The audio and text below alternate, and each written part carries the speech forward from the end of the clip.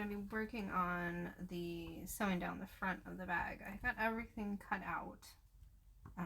Most of it on the string yesterday, but I did have to do some additional work afterwards, and a little bit more today. I still have the side pockets to do, but I'm waiting for client approval on those because I'm not exactly sure if that's what they want or not. So we'll wait and see on that one. However, we do have the front set. So what I'm going to do is start to try to take all of this down so that I can start getting more of the individual pieces on here. Let me get another plastic bag here. It's important to make sure that I get the pieces together. There we go. Otherwise, I tend to lose them when I have to cut them out again. So, all of the little colored pieces are going to go in here.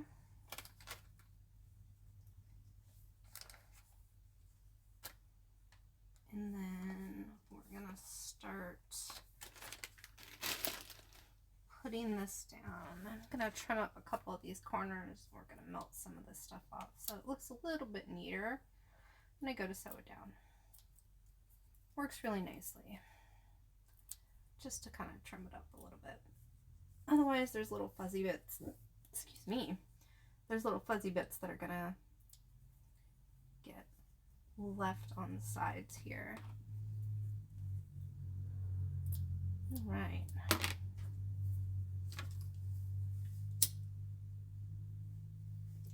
The only thing about this, I've been doing this for a while, so if you're just starting to do work like this, please be careful when you're using fire on these things, because otherwise it can melt and curl the corners and then you end up with deformations on the sides. Or you can end up with scorch marks on really light colored vinyl, and that doesn't work so great in the end. There we go. Yeah, so now you see it's nice and smooth. That'll make a nice piece to get sewn down on. There we go. I'm just going to go ahead and do a couple more of these just to make sure that we have everything kind of finished up nice before anything gets sewn down. So yeah, being quick about what you're doing when it's heat and vinyl. The cats are fighting. That's what that noise is. Well, chasing each other. They don't really fight, but lots of noise is happening in my house right now. Let's get this one. Still got some fuzzy bits on here. Children, please stop misbehaving.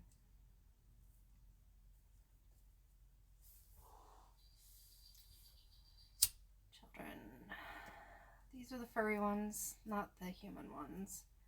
Not that it makes a whole lot of differences sometimes. People ask sometimes about my materials that I use. Like, why vinyl? Why does it smell? Is there a really big plastic smell? And the answers to those are, I find that buying leather is much more expensive for my base materials, and considering the work that I do, I try to keep costs down for everyone, and vinyl is slightly more reliable as far as quality goes. I don't have, like, you know, parts of the skins that you have to cut off and stuff like that for leather products.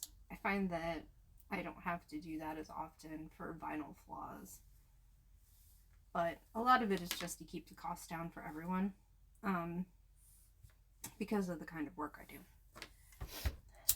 And I use quality products, not like little plastic backpacks. Like, that's what a lot of people think of vinyl is. Like, kids' plastic backpacks is the most common material that comes to mind, but a lot of it is just not like that. So a lot of it's changed over the years. People find a lot of the faux vinyl or the faux leathers are really nice quality, and I've really never had any complaints about that. So I'm gonna keep using that. Yep, it's time for fire. We're gonna burn some stuff. Well, slightly melt some stuff. It doesn't sound as fun as burning things, but it's more accurate. So, yeah, I'm happy with that. So, now we're going to do the double-sided tape and get this tape down. Because one of the most important things that I do is make sure that my stuff doesn't move when it's time to start making things.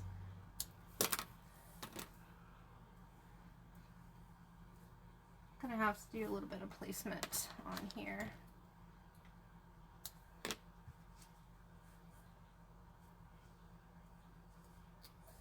Oh, I just noticed a flaw here. 1 second. There we go. So, making sure we get everything taped down correctly is, again, really, really important. Because I've had things move on me before and it ruins the piece, and then I have to start all over again. Because materials like leather and vinyl do not heal once there's a hole in them. Once there's a hole, and it stays there. So if you mess up pretty bad, it's better just to start over, I find. If you're super careful, sometimes you can melt the holes closed again, but it is by no means a guaranteed thing that you'll be able to be successful in doing that. So the placement when you do stuff like this is really important, because up here at the top, right on either side of this, is going to be the strap anchors. So when I go to put things, put the bag straps together, that it has to have room there, because when I first started doing this, I didn't always pay attention to that, and I'd end up with straps going through the work that I had done, like the complicated work that I had done, or I would have a gap in an otherwise very complex design, and that didn't work out so well either. So I learned pretty quickly that strap placement is something you have to account for in all of your designs. Otherwise I get kind of carried away with details and stuff like that, which is easy to do, to be honest.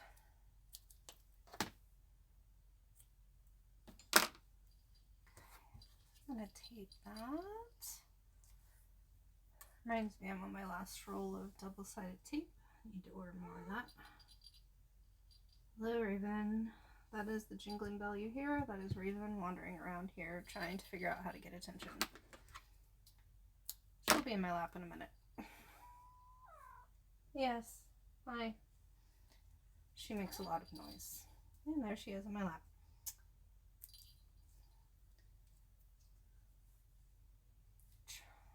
Try really hard to keep all of the cats away from the workspace, honestly. And they don't usually bother anything, so that's a good thing. They're fairly well behaved, sort of. For cats, anyways. All of the fabric is stored in, like, bin containers that have a lid to them and stuff, so don't worry too much about them. So I need to make sure that I have enough space. Yeah. There's that. I'm gonna trim off a corner here. It's all pretty fiddly, but I really like the end results. This is why I do work like this. It makes me really happy to have these kind of pieces come together. Obviously this one is a tea party for a birthday present. One of my repeat clients. Very nice people. I have really good clients. I'm very fortunate. Not really had any unpleasant experiences, which is nice considering I used to work in retail, like for corporate big box stores. It's been pleasantly surprising because there are so many horror stories dealing with like big box retailers. And I could tell them, but I mean, people have mostly heard them before, so. There we go. So we have nice little tea sets here. The saucers will get sewn down first. And I will, hi Rave, and I will make sure that we have a little bit of more detail in the stitching. Sometimes the pieces look kind of flat and people wonder how it's going to turn out, but knowing where to put an extra stitch line in really does help to give the pieces some depth. So I'm going to label the backs of these so I remember which one goes where. So it's down. And then bottom. Okay, awesome.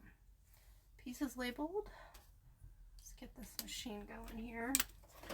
I'm sorry if my machine makes noise when I move it. It does sometimes.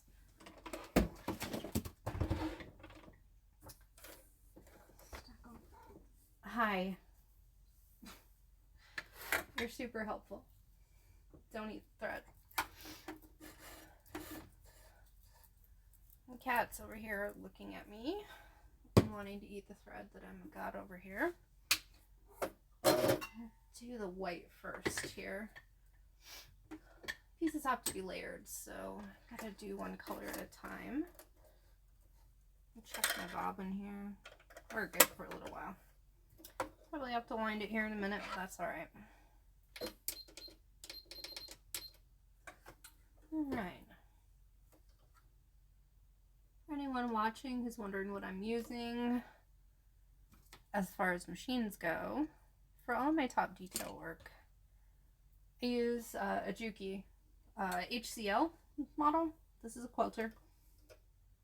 And it's really nice. I had a Singer Quantum and it worked for a long time, but I think maybe I used it too much, or maybe I don't know. Maybe I asked too much of it, but it didn't last terribly long. It worked just fine, but not for what I was asking it to do. I do not have a industrial. A lot of people do. I do not. I need a bit of white here.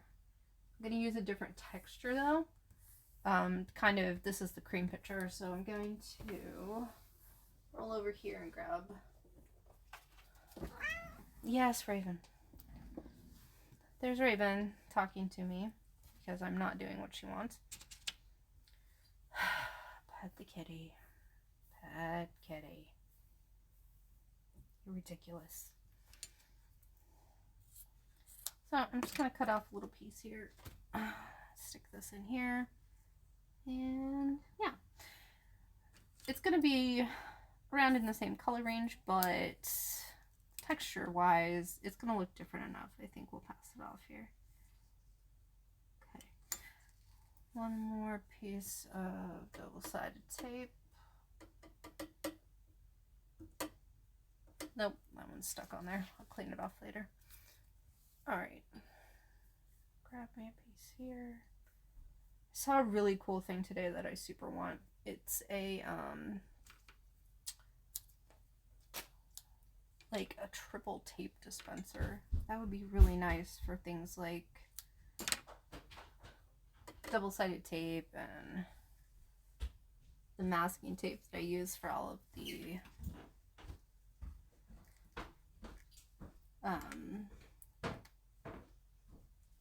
oh, there we go. Okay, for all of my other work when I cut things down.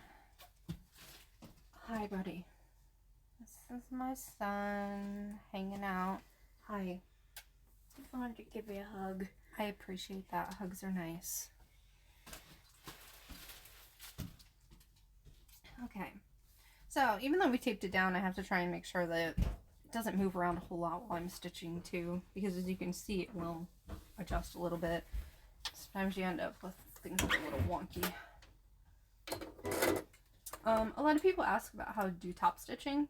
Like what I'm doing right now, this is considered top stitching because it's going on the stuff on the inside, or on the top side. When you're doing like applique work and stuff like that freehand. And I guess my one of my best tips is make sure that you are, sorry, I gotta move my foot pedal there. Make sure that you're going a comfortable speed for you. Make sure that if you have the option, put your needle in the down position. It makes going around corners so much easier. And I do backstitch my applique work just because on the outside of a bag for me is a little bit different than, say, clothing. And I'd rather have that little bit of noticeable backstitching than, say, have something fall off of the bag because it wasn't on there good enough. I've tried it both ways. I'm more satisfied with doing it with backstitch, but that's technical stuff. And people have opinions about it, but that's how I do it. There's an amazing amount of things people have very strong opinions on, especially in hobby circles, or business circles, really, because this is a business for me. But I've watched some really knockdown, drag-out fights over backstitching, of all things, on sewing forums. That reminds me, I need to get one of my custom fabric groups is running a really good round this time. Need to get on that. Custom fabric is a dangerous thing to start getting into. Hey, Mom. Because, yes, honey. Can you, when you're done streaming, can you, go on the shopping list for soda because we're out? Okay, honey. I will. Thank you. You're welcome. I just wanted to let you know. I appreciate that. Everybody remember that. You gotta add soda to the shopping list. Make a note.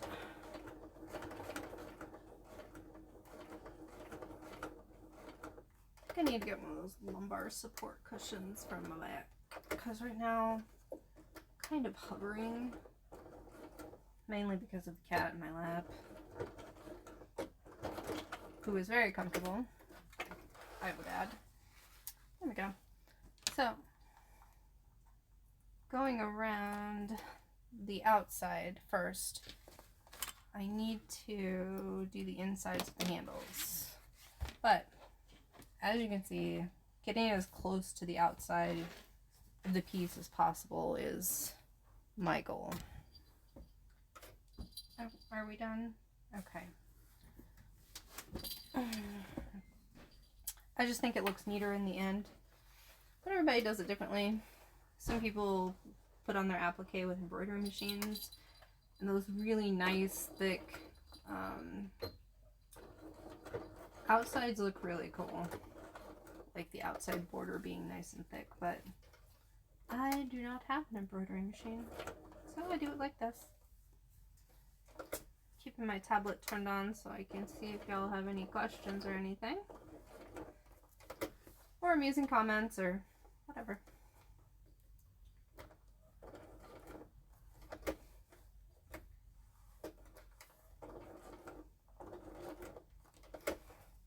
Smaller your pieces get, it definitely gets more complicated and you lose some of the... Hey, quit that. Sorry, that was Raven trying to eat plastic. I don't want that vet bill, so I have to scold her for doing that. She is not sorry. She'll do it again.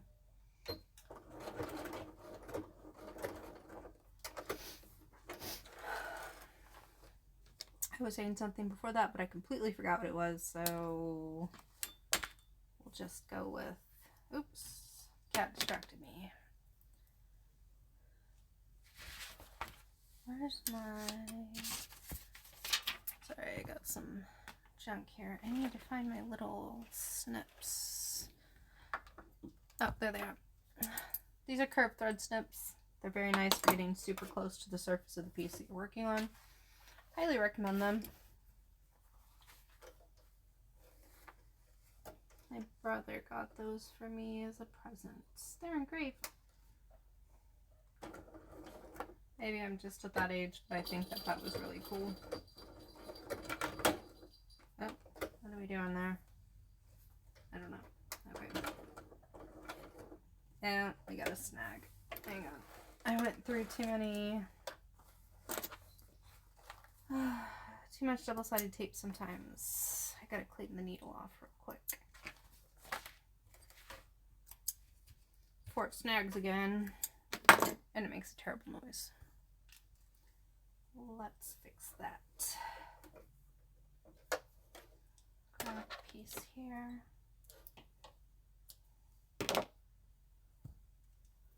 Alright.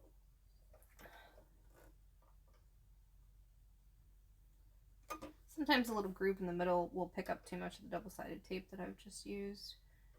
And it makes the thread snag a little bit. But it's part of the price of doing business, I guess. It's not so bad. Alright. So I've done this quite a bit. So I'm just going to go over the holes that I made with the thread that's snagged. And it'll be fine. Like I said, the holes don't go away on fabrics like these. So when you have to use a seam ripper or something goes wrong with the machine itself, or the thread snarls up like it just did, you can usually get close enough to go back over the holes that you've already made without it looking too bad. Those holes don't disappear. Cotton fabric, canvas, some canvases, the holes will heal because the needle kind of pushes the fabric aside, like little strands that make up the fabric, for lack of a better word, the weave, and you'll never know that there was a line of threads there. However, this is not one of those fabrics. There we go. Nice. Okay. Got that off there. I hate having to try to burn the threads off on the white material because sometimes it just doesn't work. And you end up with there. Hi, kiddo. It's okay, buddy. Sometimes people have other things to do. And it is like Friday night, I think. I guess some people have lives. I'm not one of them.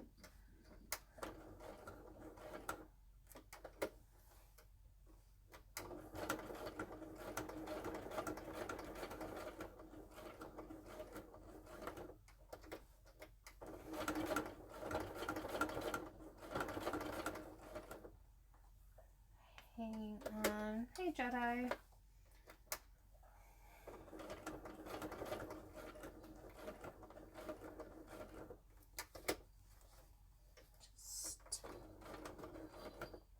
Sorry, on the little fiddly pieces I have to pay attention, so sometimes talking gets a little distracting. There we go.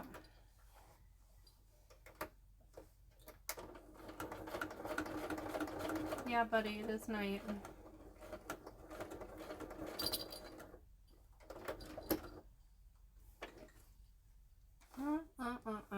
If you see, I raised that up too high. I'm gonna see if I can get...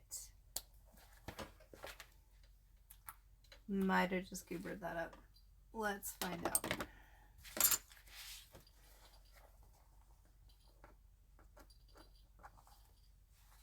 I don't know if you can see it, but there is a tiny hole right there. So what I'm gonna try to do.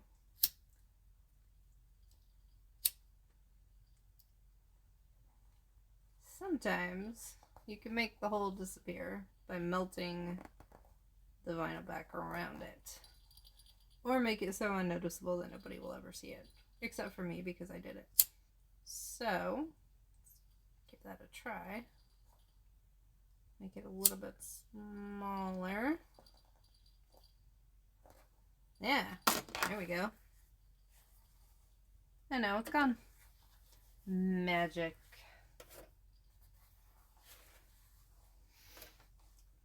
Well, buddy, I thought about that, but it's not exactly what the person asked for. So, it's just a nice little tea set.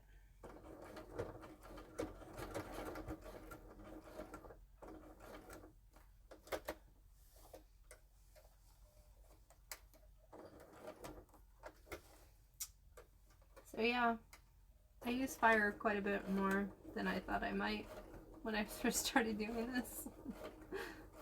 But as it turns out, some lighters are super duper handy for certain applications.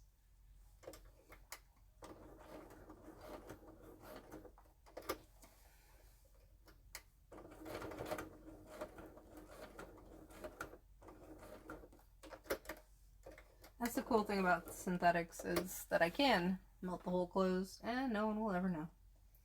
Except for everyone who just watched it happen and me fix it.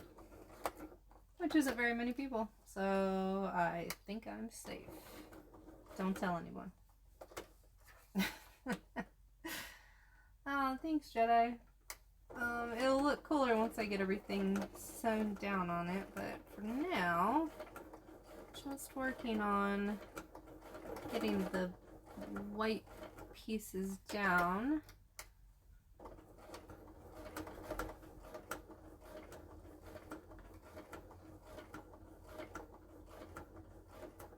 There we go. It takes a while to sew these things down sometimes because I have to go slow on some parts. Some parts go really fast, but some do not, unfortunately.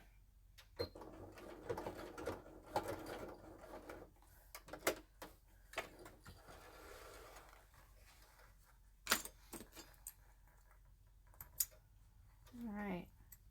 So, even though I stabbed a hole in the piece where there shouldn't have been one, the power of fire has repaired it for me. Because you can't tell that it was there. It's gone. Melted it closed. Super handy trick to know. You just have to be super careful and not put the flame too close. That is my handy dandy working with vinyl secret. Fix it with fire.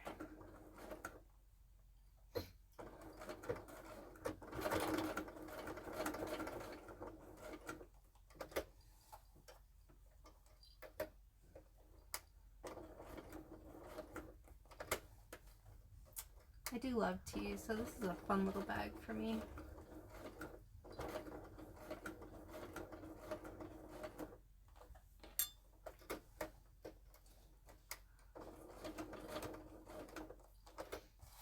I just really like it when people come to me with these kinds of ideas that say, oh yes, I would like this. I'm not sure how I want this to happen, so it's up to me to figure that out. And that's honestly part of the fun. Yeah, pretty much. It's flexibility and it's the fact that it comes in so many different finishes, and I can rely on the quality of what I'm getting more, because if I know what I'm wanting, what I'm asking for, I don't have to worry about flaws in the animal skins and how much I have to cut off or how many pieces I can get out of any particular skin. Because a lot of the ways that leather is sold, you buy the full skin, so like lamb or sheep or more than likely cow, and they sell you the skins. Then you have to piece out how many skins you might be able to get so much out of, and it raises the cost substantially for me, which means I have to charge more for my bags, which, you know, I mean, if you're getting, you know, 100% leather, I mean, that's fair, but I already charge a bit because of the amount of work that goes into everything that I do.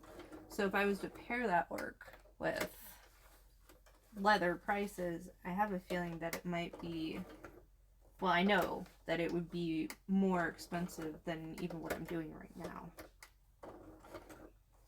So I buy high quality vinyls, and I don't really think that it's a cheap product. They don't smell or rip, or the colors don't bleed, and if it gets dirty, you can just take a wipe to it, like a Clorox wipe, and you can take it out in the rain. Nothing's gonna happen to it. Because most of the bases that I use are marine vinyl, which is what people generally use to recover boat seats with. So it's really durable.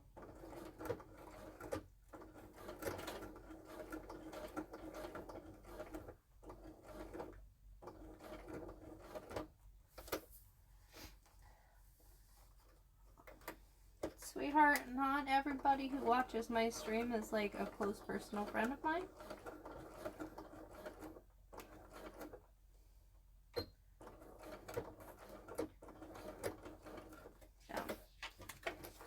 The bottom line is I can keep prices down a little bit more with vinyl, and I find it to be an incredibly durable product. It doesn't have any odors to it or anything like that, and it lasts. So I have a, like, I don't know. I really just want to make sure that more people have access to my work. If I was working on 100% leather, it would raise the prices quite a bit. So what I'm going to do here is I'm going to use, these are one of my heat erasing pens. Yeah, I would definitely probably need a different sewing machine to sew leather pieces down. Okay, so this is one of my heat erasing pens. So what I'm doing is just making the lip of this particular little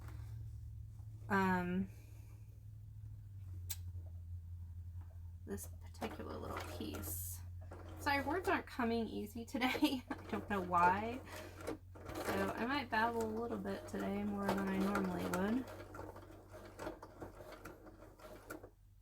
Because, yeah, leather is thicker than a lot of the vinyls I use, and it probably would require an industrial machine. I can get away with the machines that I have because I'm not using leather.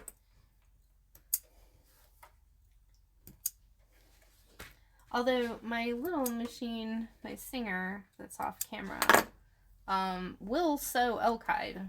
So I made my brother a welding apron with that one, and it worked great. Got to work with Kevlar thread. That was really cool. Okay, so what I'm doing is I'm yet again using fire to solve some of my problems here. I'm taking off that pen that I just put down where I was, you know, running the seams there, so I can make it a little more 3D. Then I'm gonna sew down the middle here. Yeah, so see, the blue is gone, and it'll stay gone. It's kind of like reverse spy ink. If you ever had those, like, spy kits you ever played with as a kid, where you could write invisible messages and heat reveals it. This is kind of like the opposite. Fire erases it. Well, fire erases most things, but heat will erase it. You know, I don't think I would have to hand stitch leather. It depends on how thick it is. Like, I know that there are some folks out there that do hand stitch their leather bags. Most of those are unlined, and they don't have applique on them. For me to hand stitch applique, it would take, wow, a really long time. And it would cost so much money because I'd be doing this all by hand. It takes long enough because, like, you know, probably it'll take me 3 hours to get all of this, like, just the applique work done, and that doesn't include doing, like, the assembly of the interior of the bag and the exterior of the bag. That's just doing this. So I don't know, I would feel guilty charging that much, I think. It's a lot. Okay, so what I'm gonna do here is I'm going to get one of these threads to match. It matches this one pretty good. think we might have a little bit of... Let me look here. Sorry, sometimes this part takes a minute. Just so that I... Okay, I'm gonna do... Yeah, I'm gonna do this one on 2 of these. The base of this thread broke and sometimes it sticks. It's very annoying.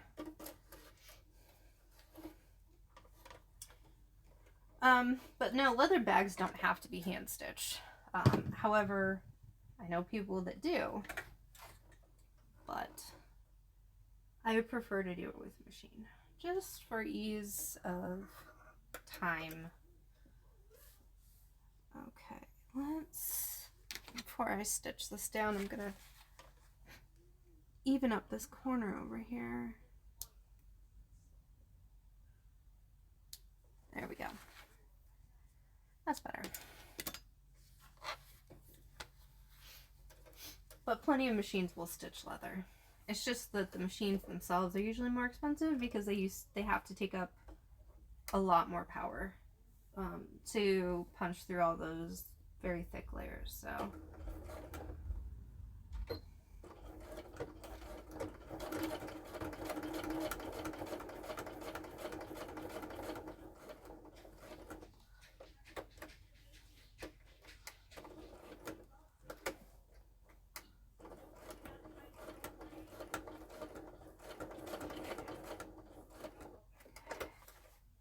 get the little bottom piece to this saucer, and I gotta draw on where the lip is gonna go, because to give the saucers a little bit more of a 3D look, I'm gonna put an extra stitch going across the top, so it kind of looks like the cup is sitting in something instead of just being stitched on top of something. The additional stitching will help accomplish that. Hiding the back stitch on this one behind where the cup is going to sit. I do that as often as I can, really.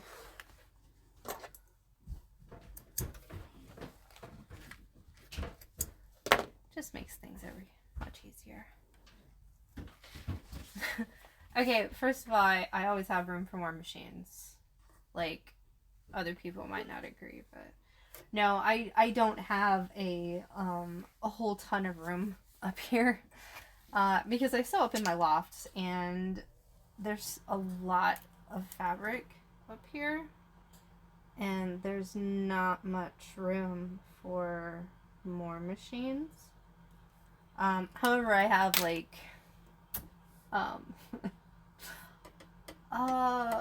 like 6 sewing machines altogether. Voice keeps going out. Because I have this one that I use all the time, then I have my other Singer with its table, and then I have, let's see, I have a Pfaff downstairs and a white sewing machine, which is a treadle machine, it doesn't need power. And then I have my Singer here still. I have 2 more Singers. Yeah, I have a lot of sewing machines. Although not as many as other people. I know lots of folks who sew with more sewing machines than me, so I am not one of the worst offenders that I know. I would just like that to be stated for the record on video, that I do not have an excessive amount of sewing machines among sewing machine people.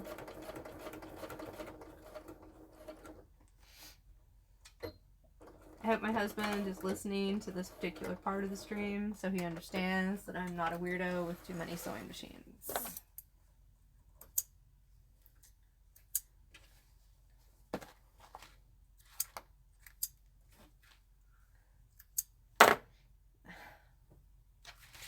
So yeah, see? Just that one extra line here on the dish for the teacup has just given it a lot more dimension. I really like that. Okay, so what we're gonna do, I'm gonna straighten this one up a little bit. It's a little crooked because it's moved while I've been moving the piece around.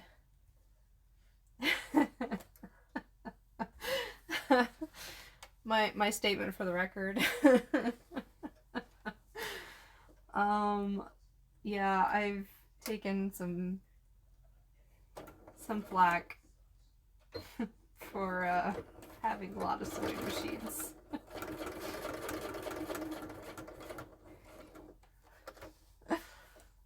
However, I really don't have that many.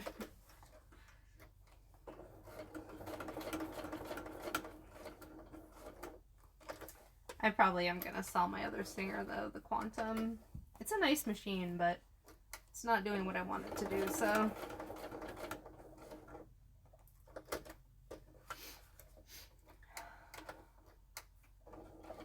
Might get a new Serger too. Because mine is like 30 years old. Sergers are just for making clothes, really. That's how industrial sewing works. Almost everything is like actually used on a serger. Oh, yeah. I love vintage machines. My other sewing machine that I will show one of these days on stream, but it's very loud, so I can't really use it while I'm working. It's a vintage machine. It's from the 1940s. And it will sew anything, literally, that I've run across. I mean, I might have a problem with, like, sail canvas or something, but I don't know. I doubt it. I love vintage sewing machines. Because they just run. They don't have plastic parts. They don't have, you know, things that break as easily on them, and I can fix everything myself almost at home. And there's no timing on it either.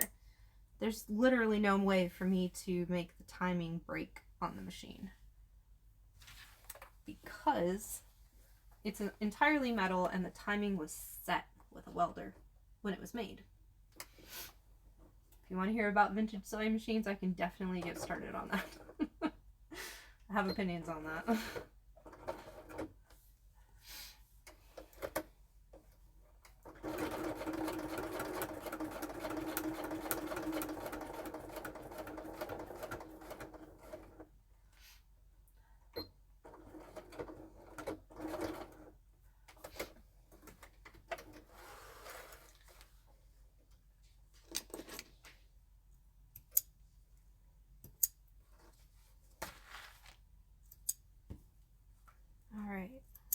So we're getting closer to getting done with that. So there again, we have another nice little depth line on there. So the saucers all are going to look a little bit different, but they're also all going to look like there's some depth to them. So what it's resting on is not just like a flat piece. Hey kiddo, if you're listening, will you please go let Pepper in? That would be really nice. Okay. I've been using the white on some of this because sometimes the blue doesn't like to come off all the way, but it's doing okay so far. Alright, let's see what color we're going to use. Yeah, this one will work. I have a lot of different colored threads because I really like it when things match nicely. Unless you're intentionally trying to make like contrasting color.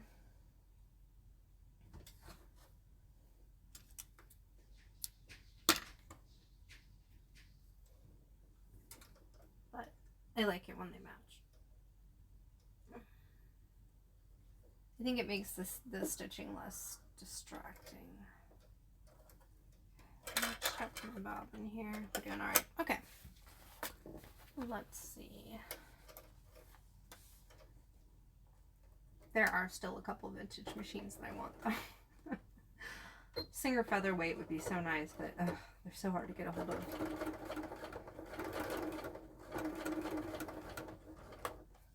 It's one of the most desirable vintage ones. And the price reflects that in most cases.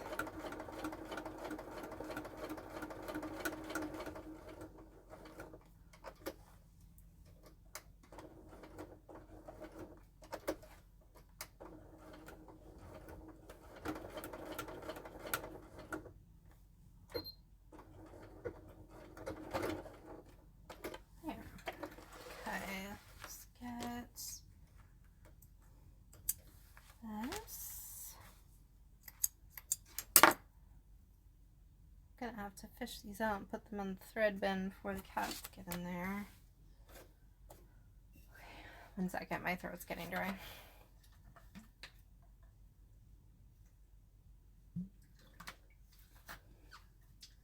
All the things on the sewing table should have a lid, just for anyone wondering.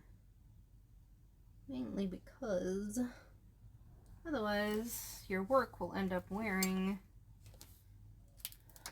whatever you're drinking.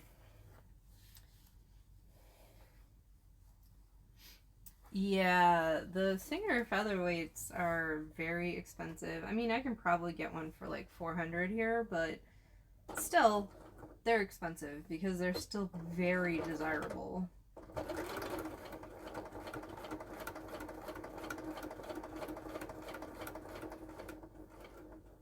Singer featherweights are beloved by quilters especially, but really a lot of people that sew love the Singer featherweights. They're just incredibly popular. Because they're portable, they're small, but they're also a powerhouse. So you get all of the benefits of, you know, really good quality old machines, and it's small. Because as you can see, I'm using like a full-size dining room table up here for my sewing table. Mainly because I found it for $10 at Goodwill. But, a lot of people don't have tons and tons of space to dedicate to their sewing area, so the Singer featherweights are really nice. You don't have to have a table, they sit on their own, and you can take them. So like people that do quilting socially can take their sewing machine with them. Yeah, it is portable in size. They're not, but like for the vintage machines, the featherweight is not that heavy, but it is very much a workhorse machine of the old variety. You can easily pick them up. I mean, my sewing machines aren't that heavy. Even the old ones. Like, I think the most expensive one, or the heaviest one I have is the Pfaff. It's stupid heavy. I think it weighs about 40 pounds. That was fun to move around when I asked people to help me do that. The treadle machine is definitely the heaviest base that I have because it's so big. But it works as a treadle. It's definitely a workout though. Like, I would not want to mess around with someone in like a kickboxing contest who uses a treadle machine. Those are definitely a leg workout. So, okay, I'm gonna put down these teacups next, and then we'll put the details on them. So we have a nice little nature theme going for this tea set. Waves and stuff. Oh, I gotta grab the brown for this so I can have like a little bit of tea in the teacup. Just in this one. I like doing the different shapes and sizes of these. It was really fun.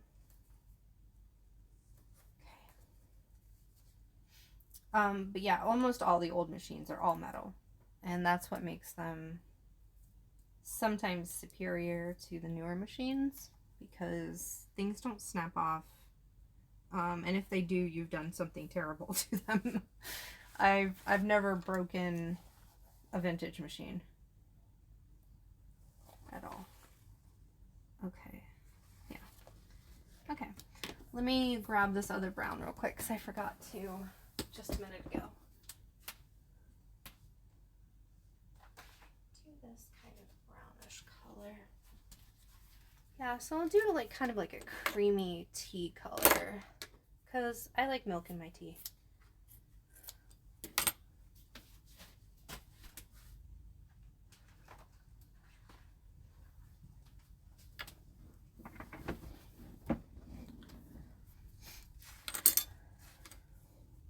Okay. Yeah, that that's just enough. I don't want to put too much brown on here because I don't want to distract from the color scheme that I've got going on. But this will be a nice little piece here. Okay. Moving these tiny little pieces into place sometimes is a bit...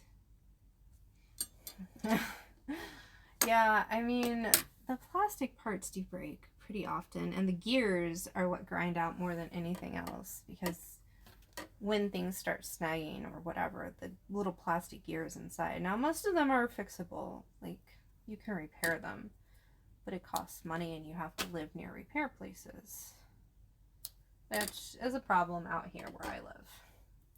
I like my modern machine because it's a lot more controllable and programmable, and I have nice little computer features. That's why I use it for this fiddly detail work, but I don't assemble on it.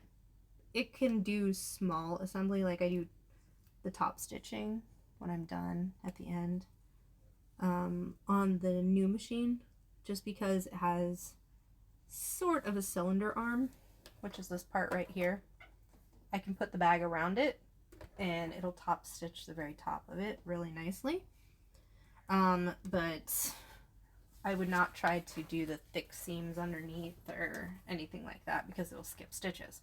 It's not meant to do that kind of work. The old Singer, on the other hand, I've never had a problem assembling anything on it. Like I said, if it doesn't skip stitches on elk hide, which is very thick, I don't have a problem making bags on it at all, which is fortunate because it's the cheapest machine I own pretty much, except for the little blue Singer that I got at Goodwill. That was my first sewing machine. It's Robin's Eggs Blue Singer Stitch series.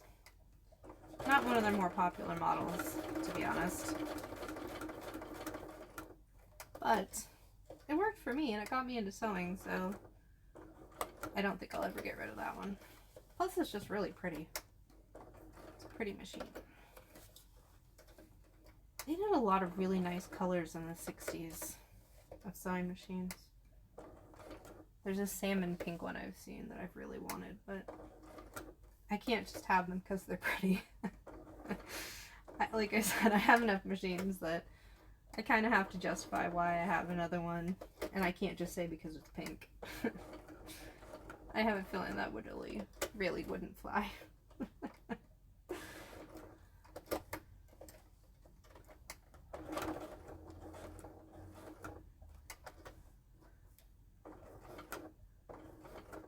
Alright.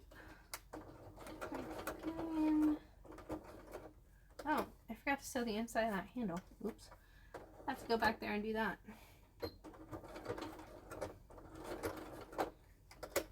Otherwise it can snag. That's why I make sure that I try to get everything down really well, because otherwise things can snag when you, like, I don't know, brush up against something or you hang your bag off of a rough wall or something like that. I just want to make sure that things last, because to me, if you know, I was buying bags from me, which I've made my own bags, I want them to last. I want them to be around for a while. Be pretty terrible otherwise.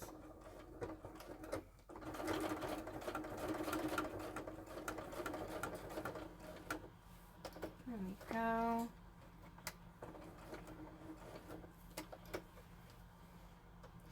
Yeah, I really have to not do that. Being like, oh, I need the rare variant. Although there is a rare variant sewing machine that I want. It's the Godzilla model. It's not Godzilla themed. It's much more disappointing than it sounds.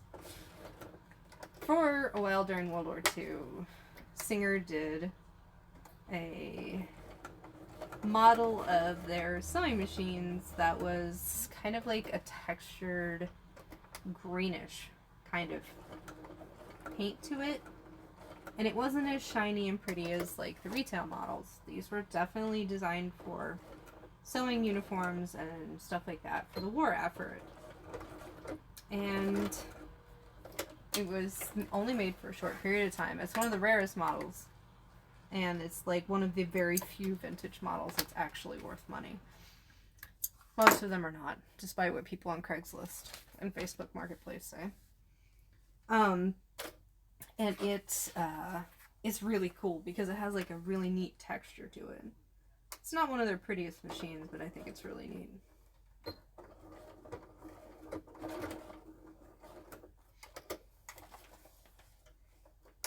There used to be like a ton of different companies that made sewing machines. A lot of the Italian brands are really nice. But anymore, there's not that many.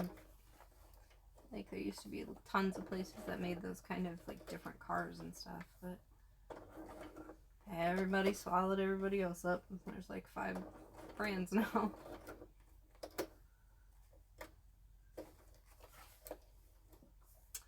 But yeah, I can't indulge my sewing machine fancies like that.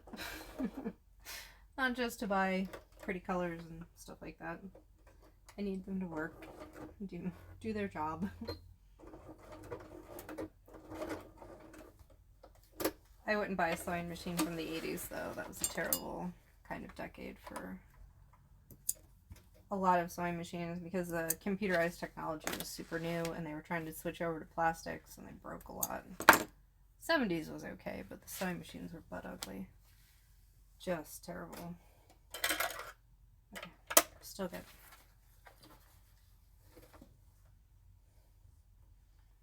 Yeah, there's just not any more of much of anything, really. I mean, if you look at it, hardly everything is made by the same companies.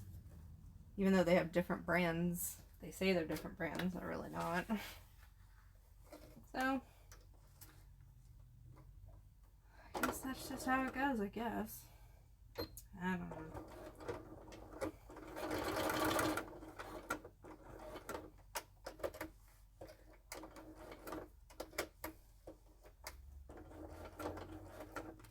All right.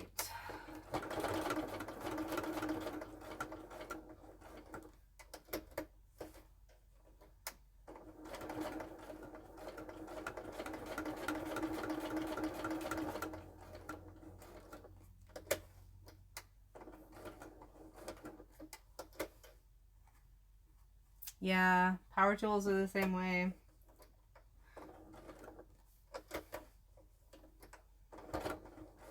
They all keep they all keep producing under the same, brands, but mostly they're all just owned by the same company.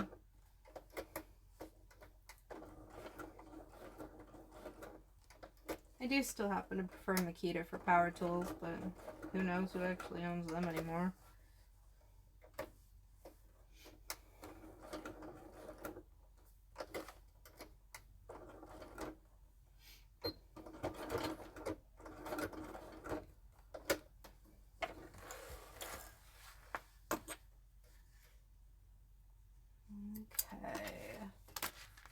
Gonna do the inside of this handle and one more cut, but I think I'm gonna have to refill my bobbin here in a second.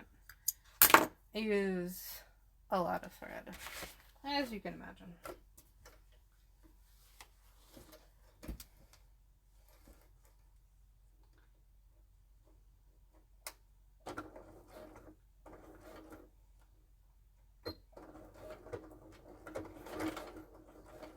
There we go.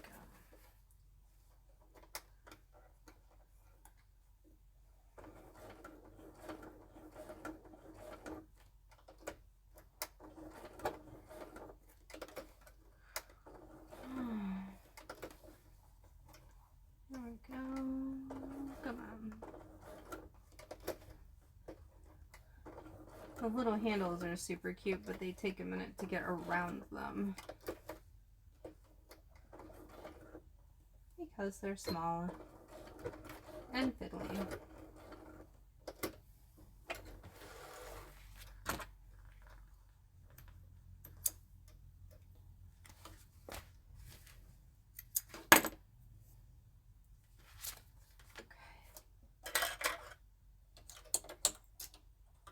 Yeah.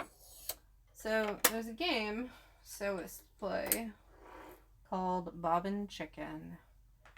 And you figure out who's going to blink first, you or the bobbin. Meaning, will you run out of thread in the middle of sewing something and have to start all over again? So, I generally err on the side of caution because sometimes having to backstitch in more than one place when you restart the stitch is a pain in the butt. So I try not to do it. How you win Bobbin Chicken is get whatever it is you're sewn with the least amount of bobbin thread waste as possible. Okay,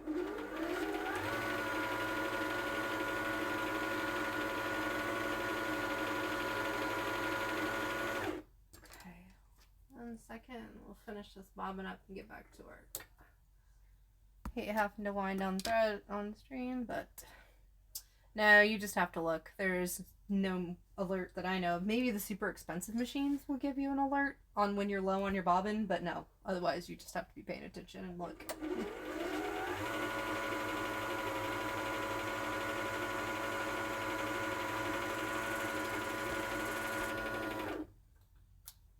That's why it's a game. And if you lose, then you get frustrated. So most of them have, like I do, there's a clear cover to the bobbin case. So you can see how much thread is in there before you just keep doing it. But like my vintage machine does not have a clear case. So I kind of have to guess. Or just make sure I start with a full bobbin and pay attention to what I'm doing. But I do have to regularly take the bobbin out of the case to check how much thread I have left if I'm not paying a super amount of attention to it.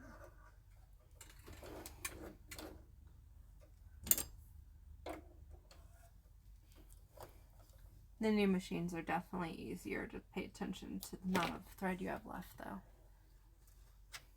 Some people preload several different bobbins at the same time, but I always forget to do it, so I've decided to stop deceiving myself into thinking I can be that organized sometimes.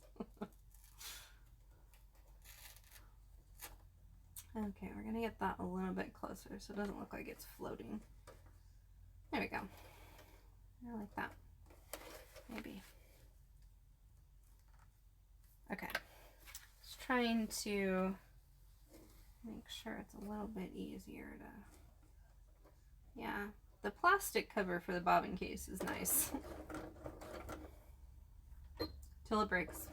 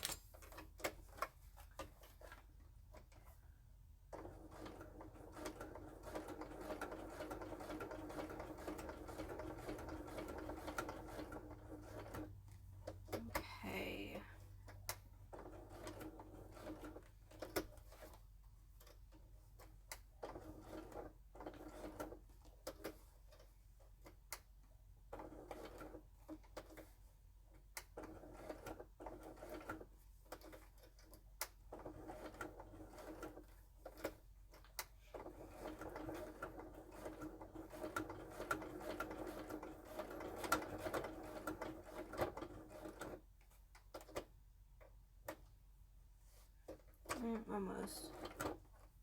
Okay.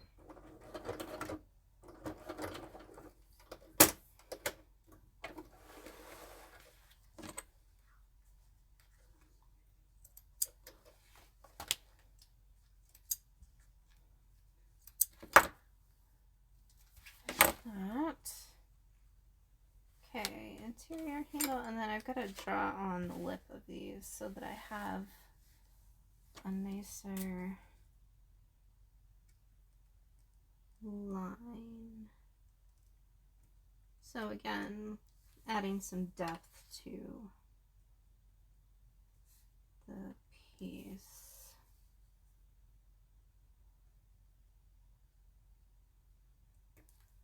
Believe it or not, I can see the white on white.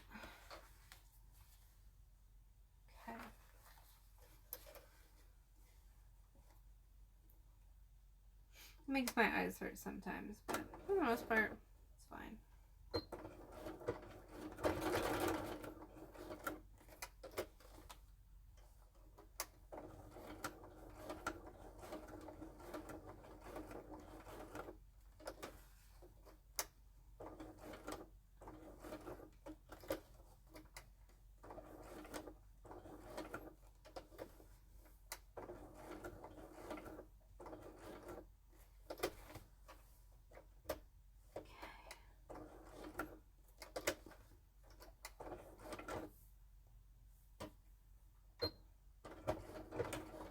I don't know why that chat doesn't stay open on its own, but it sure doesn't like to.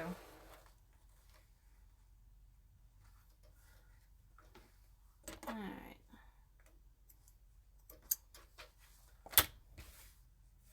So the front panel is coming along real nice. I got these ones on here, but I'm gonna do this top little bit over here. So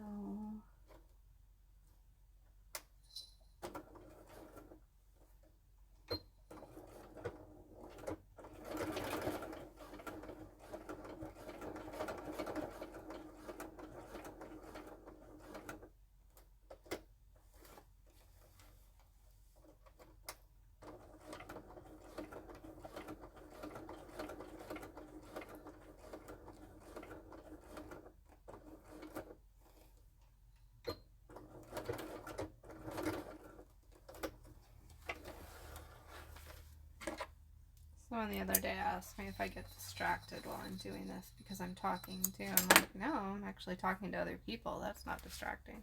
It's when I start talking to myself a lot that gets a little more distracting. Okay, let's get the rest of these on here. You notice that there's a lot of lights up here and it helps me to be able to see all this stuff better. Plus I'm getting older, so more lights are better.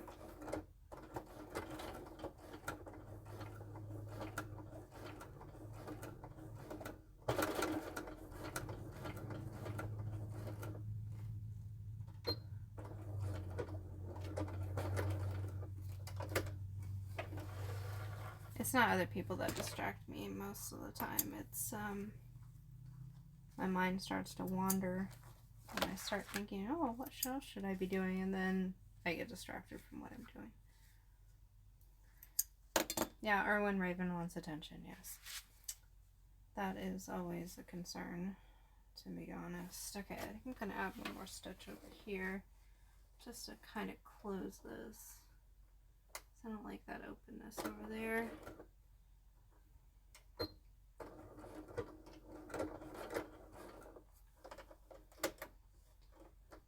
Cats are always doing something.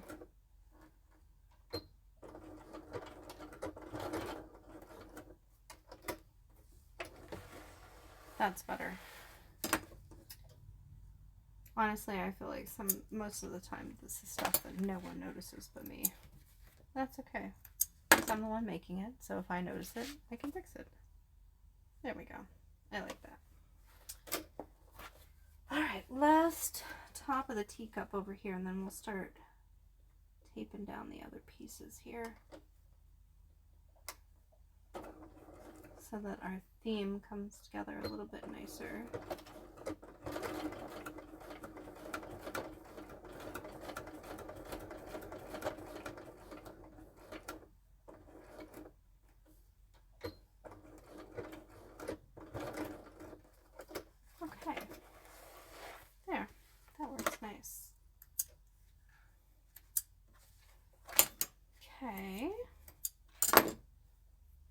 Look, oh, the back is so clean. Clean. I don't know why that's satisfying sometimes, but it is. Okay, I'm going to clean up a little bit over here because I don't like where that piece is. The cool part is once I get everything stitched down, I can kind of change things a little bit too. Clean up the outsides or whatever. Okay, so I'm gonna move that back for just a second. Ugh, swear the pressure fronts are changing right now. My sinuses are killing me. So, okay. Let's get some more double-sided tape out. We're going to put down the details of all of these little pieces here so that it brings the theme together of nature. If I could design like a real tea set, that would probably look something like this. I don't dig that super matchy-matchy thing. I like things a little more eclectic, but like with a theme. So, okay, we've got a spoon that goes here.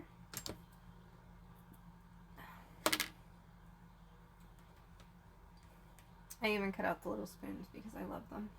They're so cute. So, spoon. Oh, this one was the cloud, I believe. No, the cloud was on the creamer. Cloud was on the creamer. The flower was on that one. Sometimes I forget the work I've done. And then I have to go back and try to remember. Sometimes I have to look at the pictures that I've taken, because I do take pictures of them before I start all of this, just so I remember where I put things. True story. Okay, so I'm gonna put this spoon here. Put that off to the side a little bit. Okay, so lid for the sugar dish.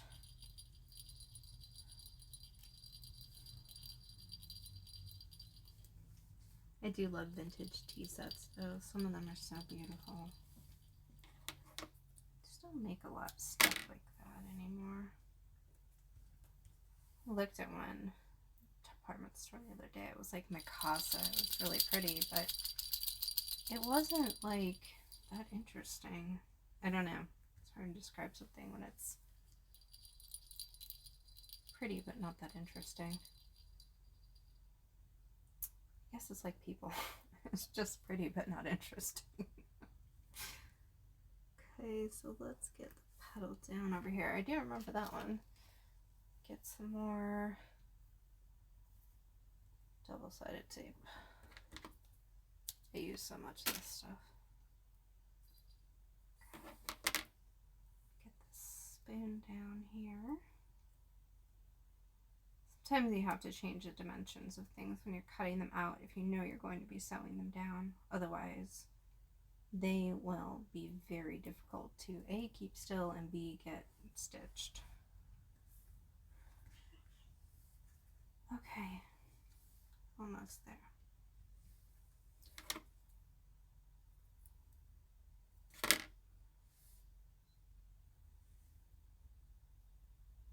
Gotta trim up the little waves for the bottom of the teapot.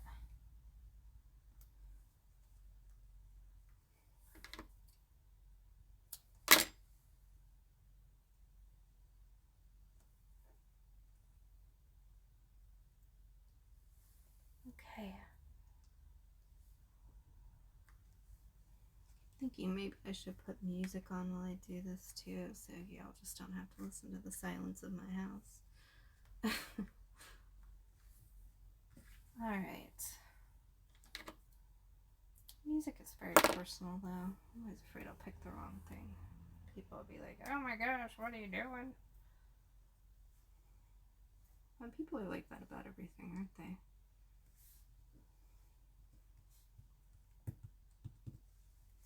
I'm gonna fix this real quick. I think I left a little bit on.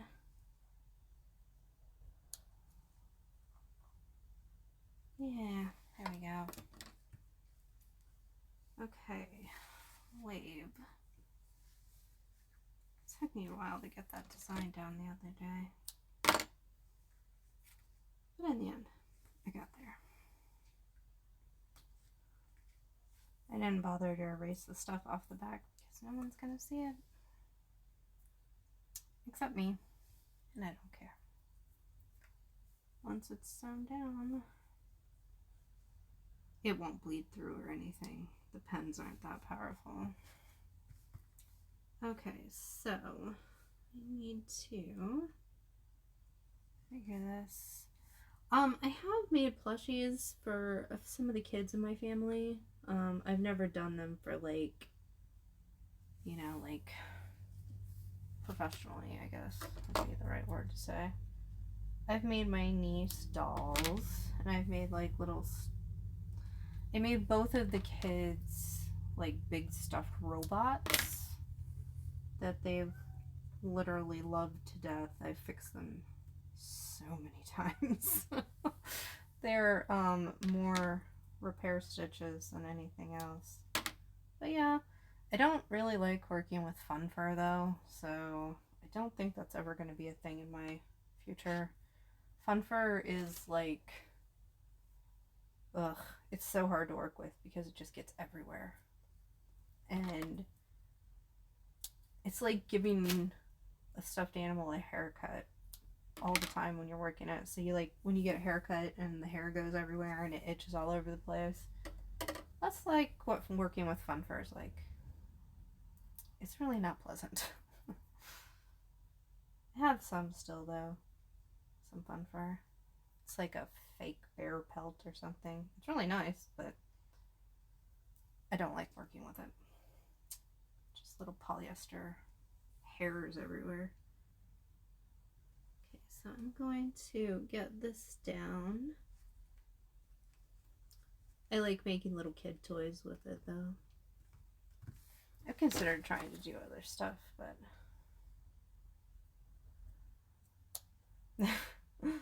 Tribble is a plush toy. She's a ridiculous little animal. She's so silly.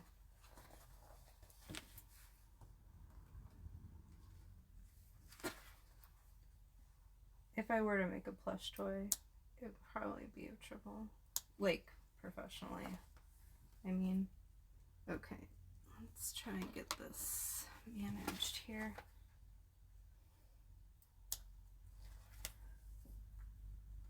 I've always kind of hoped somebody would ask me for some kind of ridiculous plush purse, though. I would probably brave fun fur for that, to be honest. Just because it sounds really fun. Like some kind of skinned Muppet kind of purse. I think that would be really fun. Okay, let's see which one matches better.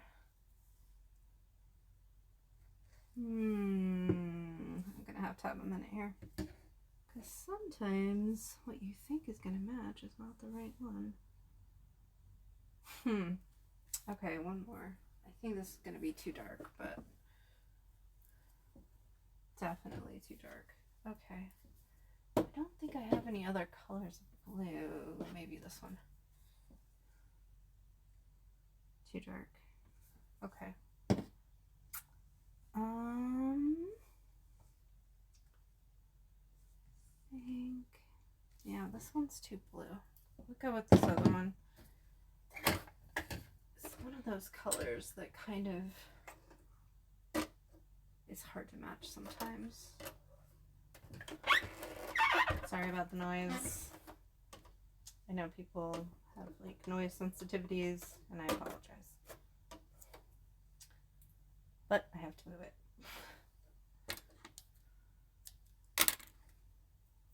Okay, let's get this down. So now it's time for all the little fiddly bits, which there's where that looks like. So you have a nice little nature themed one, got clouds and flowers and leaves and wave and a feather and all that kind of fun stuff. I do like the teapot a lot. That's the fun part about getting to design all this stuff. You can do what you want, as long as the client likes it too. But once you get to know clients, you can kind of guess sometimes what direction they'll want to go in. Most of the time I'm pretty good at that, guessing what people want. Sometimes not, but that's part of the process. The custom process is just like that. sometimes you get it right, and sometimes you gotta start over. But that's why I try to get approval throughout the entire process, just because I want to make sure that I get it right the whole way through. And like, I would feel really bad if I did all of this work that I'm sharing with all of y'all and somebody went, no, that's not really what I had in mind. I don't mind doing the cutting out work and somebody says that, that's fine. But like, if I slowed everything down and had to start over, that would be no good. It's just wasting my own time, really.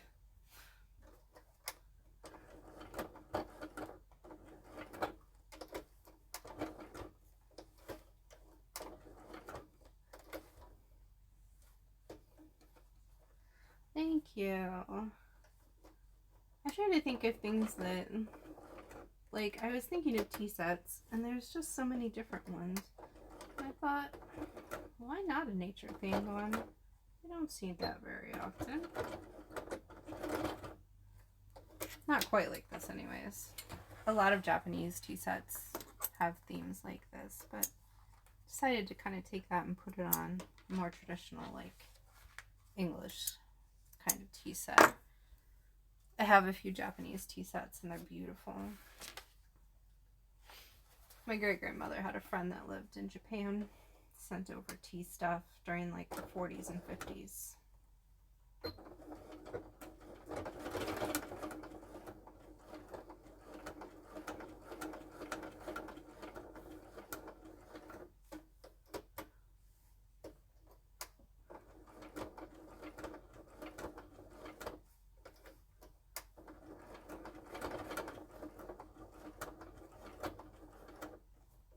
Funny, my great grandma swore that the lady sent over kimonos and stuff like that, and I have a friend that lives in Japan and was like, yeah, actually those are bathrobes for tourists. And it was just really funny because they think that, you know, the family thinks that they're like super worth a lot of money and stuff, and they're just like souvenir bathrobes. They're pretty though. Yeah.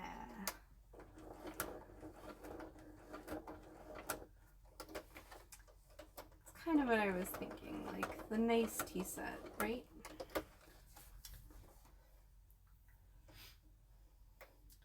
Yeah. Oh, yeah, especially when you have animals that live in your house, or children, or both. It's not exactly something that is conducive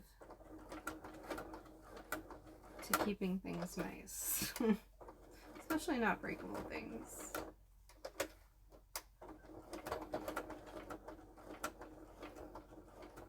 I want a cup of tea now. Maybe I'll go make one when we're done.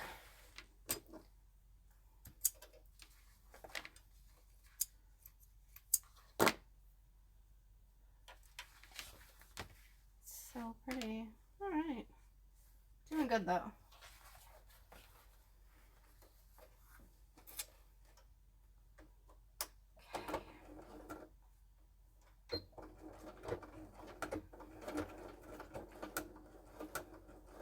Someone on Twitter asked me the other day why my streams aren't very long. I'm like, honestly, I can only stare at this stuff for so long before I have to take an eyeball break.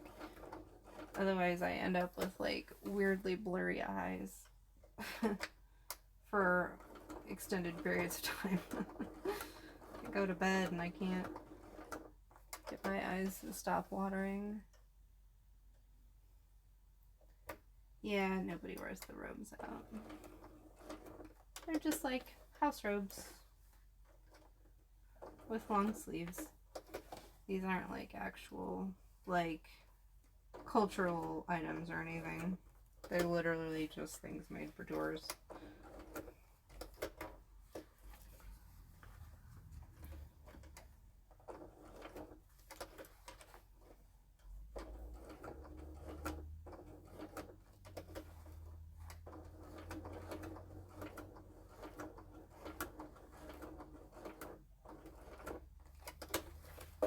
Alright, teapot.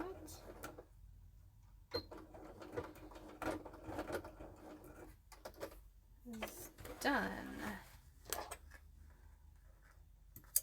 Yeah, that's pretty. Okay.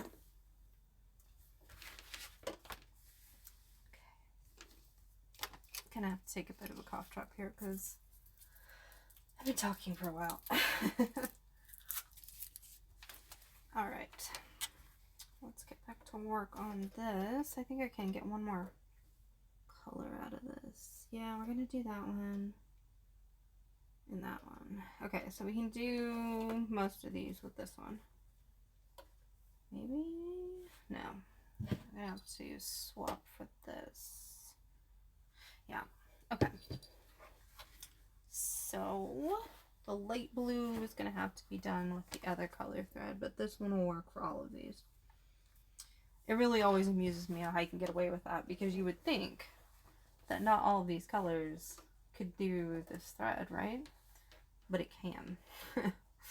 Just because the way that the colors work sometimes, it just does that. It's really weird to me. But it works, so whatever, I guess. As long as it looked nice at the end.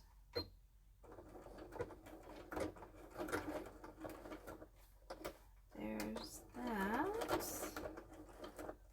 Okay.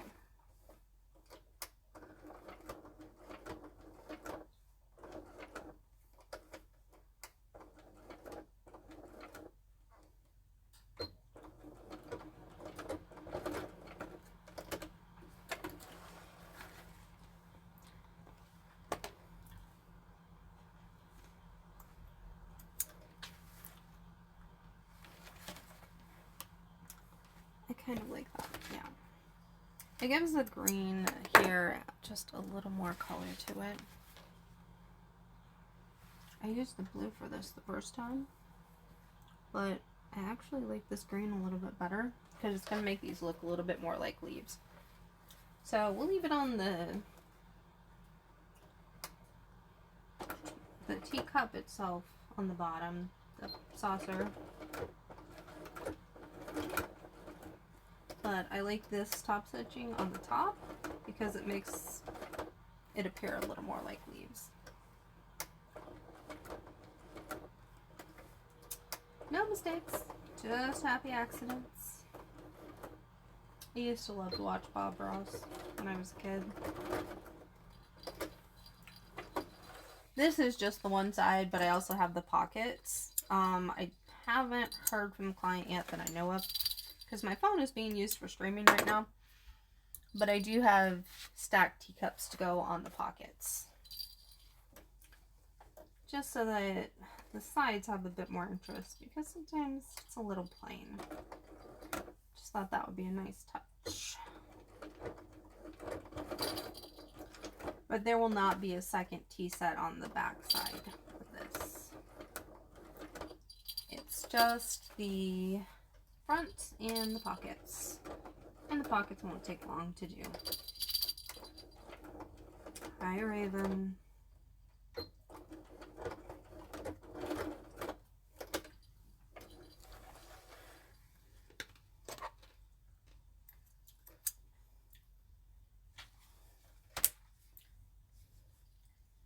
He was just the nicest man, right? Bob Ross was like really nice to listen to. Yeah. Raven, what are you doing? Okay, well, I didn't ask for your opinion. I just asked what you were doing.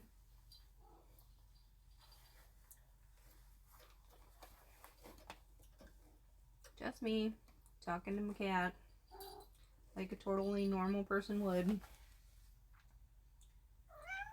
Hi. Why are you yelling? You're already up here.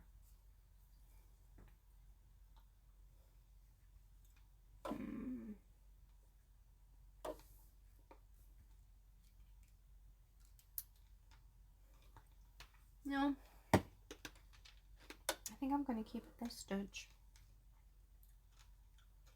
Because I've already used that. And I kind of like it. It's a little bit of a variation.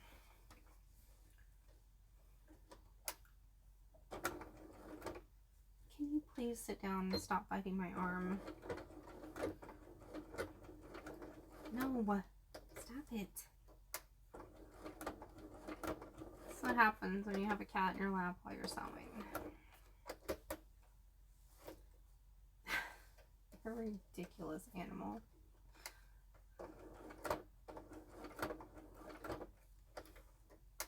Don't bite me. I should say, I suppose, is that she doesn't bite hard. She's just trying to get attention. So she, like, noms me. Which is very distracting sometimes when I'm sewing. And I get kind of annoyed with it.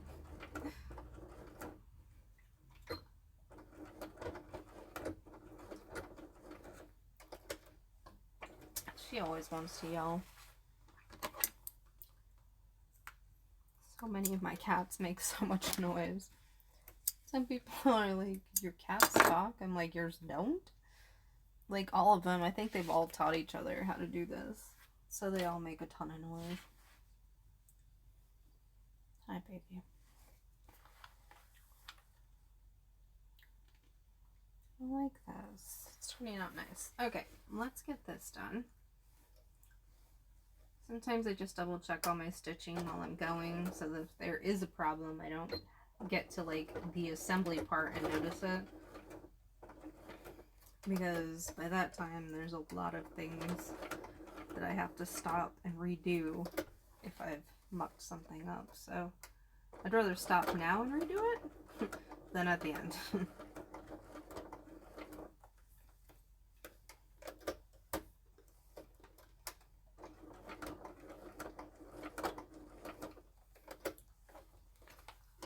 For anyone watching this for sewing information, and if you're curious, I use a Microtex needle from Schmetz. That's the best needle I know of for working with vinyl.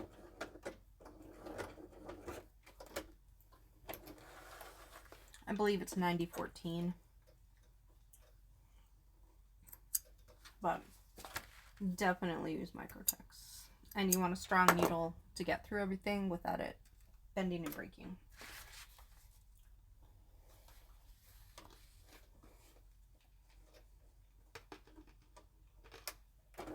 Alright. Almost there. Gotta change thread again here in a second. It's all gummed up again from the double-sided tape because I use a lot of it. So sometimes I gotta stop and de-gummy things.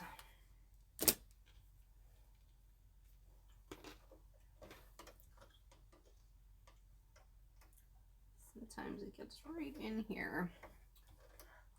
There we go. Gotta order a new one of these feet soon. I use Teflon Foot. Nothing else will work on vinyl, really. Not unless you really want to muck around with, like, having to put talcum powder and stuff on your pieces. Teflon Feet are the best. I don't like to use the powder because it gets caught in the machine, then I have to clean the machine more. It's really a lot less hassle to just buy the Teflon Feet.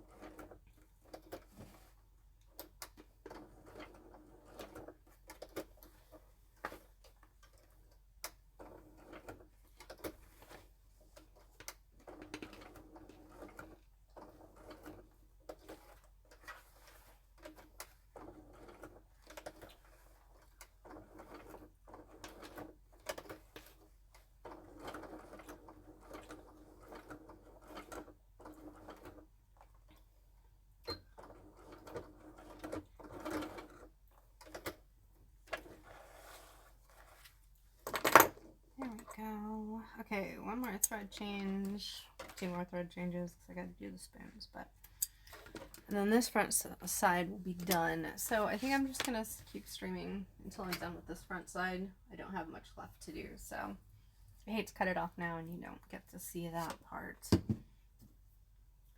I'm probably not going to be streaming tomorrow. Just because it'll be more assembly then. And assembly is loud because I have to use the vintage machine. Yes, there are specialty parts. Teflon feet are necessary for working with vinyl or patent leathers or anything really that has kind of like a stick to the surface of it. If you don't use the Teflon feet, it's very hard to get it to feed through the machine. And that makes it much more difficult to get anything done with even stitching. It's kind of like making pasta, but you don't put down enough flour. So it's not that it won't work, but it sticks a lot. And it ends up looking like not very nice at all. So, Teflon feet it is. For really any kind of material that might drag on a metal surface, because the regular feet are metal, at least on the older machines. A lot of the new machines are just like a different kind of plastic. Some of their feet are metal, some of them are just regular plastic, but Teflon is necessary for this kind of work. Don't know what that was. Guess we'll see in a little bit. Almost done here. These tiny little flowers in the wee little cloud are going to take a moment because of all of the tiny little ridges. And then we'll get the spoons, and then this side will be good to go.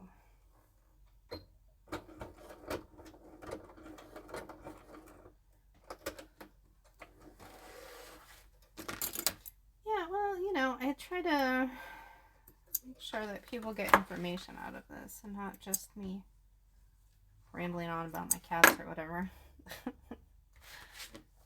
Because I think some folks watch the recordings just for, how I do what I do. Because I know that I get questions quite a bit on how you do things. I know there's a lot of amateur, like beginner bag makers, I should say. I want to learn how to do this stuff too. I guess I don't know. I won't say that I'm a beginner anymore. I haven't been doing this terribly long though. Like, some of the ladies in my sewing group have been sewing for like longer than I've been alive. So I kind of feel weird answering questions sometimes because I'm like, you're so much more experienced than me at this. But we all have questions on stuff, so of course, happy to help. I like to help people. Even, what are you doing? You're so sad. She's sitting in my lap staring at me because I'm not petting her and I'm doing other things, but I'm talking about her.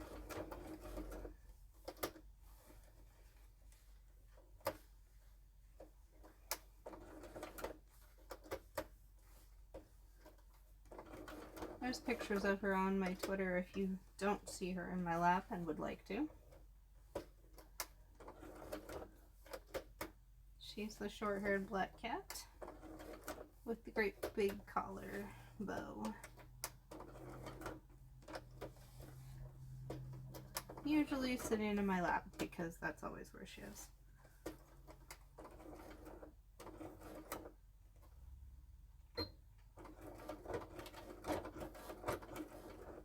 Okay, there's the cloud and the flower down.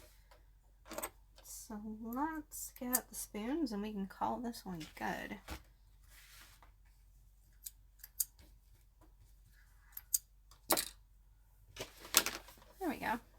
here's what we've got.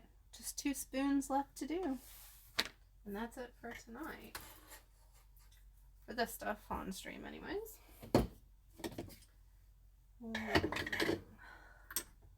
Try to pull all my thread colors down before I get started of things I might need or will need. Just so I don't have to keep reaching over, because my thread wall is all on the back wall over there. And sometimes it's kind of awkward to have to keep bending over to get it. And then after I'm done with the project, I put it all up and pull the next project's colors down. I don't know what I have after this one. I'll look it up when I'm almost done. I like to keep the projects rolling, and I'm already behind, so people are usually really patient though, so that's cool. I think they kind of expect sometimes a certain amount of waiting for custom work, but I don't like to push that too far because everyone has their limit of patience. But I was sick, so not much I can do about that really. I think they'd appreciate waiting more than they would getting a box full of COVID.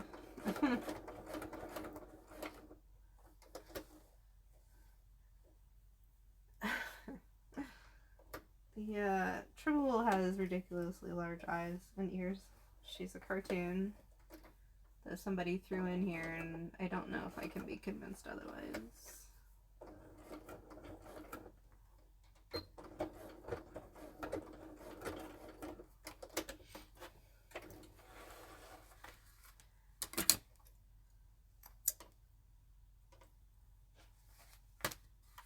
Alright. That's good.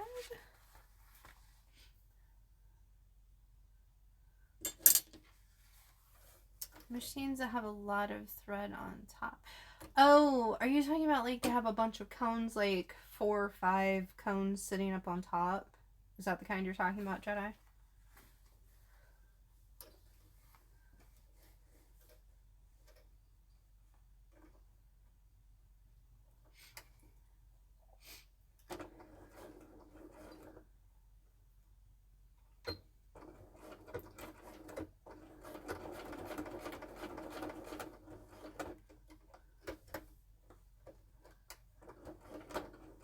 If you give me just a second to get done, I will show you exactly what kind of machine that is for and why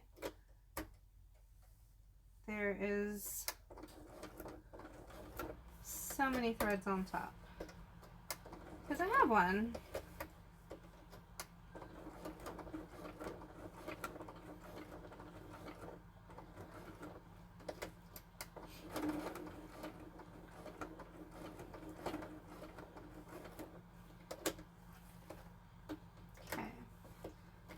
Second, and we'll be done with this, and I'll show you what that machine is and why it has all those threads.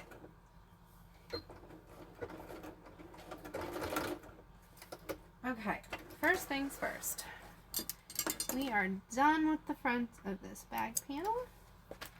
That's what the parts of the bag are called, panels. This is the front panel, and there we have it, a lovely little tea set. Little nature themed tea set going on there. But let me grab this machine that you asked about and I will explain it to you. Don't yell at me. Just go sit in your basket, please.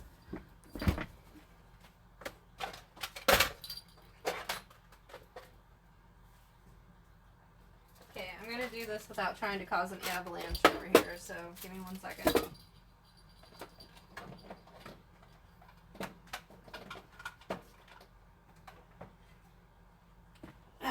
This is my ancient Serger. That's what these are called. That's why they have so many different. The reason they have so many different threads on it is it braids them together. So a serger is a machine for making clothing. If you look in here, all of the little machine parts, it needs to be dusted, please excuse the inside. All the little threads here, there's 4 different spools on this one. You can have up to 5 or 6, but I only have 4. This thing is from the 80s, I believe. And it braids the threads together when you make the clothes. So if you turn up any seam on your clothing or where the sleeves are attached, you'll notice all these little threads. Hang on, once I get my sleeve down. All these little threads here are braided together. This is how they make clothes on an industrial level. So when you have all of these little threads here and you start sewing, this one is also loud, I'm not turning it on. It's how you keep your clothes together. It basically braids them around the fabric and it secures them. It's also fast. It's so much faster than sewing on a traditional machine when you do clothing, even with a zigzag stitch, because I've done it both ways. I love my serger for doing clothing, and that's what they're for. You don't switch the threads, it uses all of the threads together and braids them to make your clothes. So seriously, if you're watching the stream and you want to know how all of your clothing was made, lift up the seam of your shirts, like anything around where the sleeves were done or the hem was done, and it's all sergers. That's how they make them on an industrial level too, because it's cheap and it's fast and it's secure until the seams pop because somebody, missed a critical seam in your pants or something like that. But that's what these are for. You don't change threads, it uses them all. So I hope that answered your question, Jedi. Probably more than you wanted to know, but true all the same. So I'm gonna wrap up the stream for tonight, and I will see everyone again later. Bye, y'all.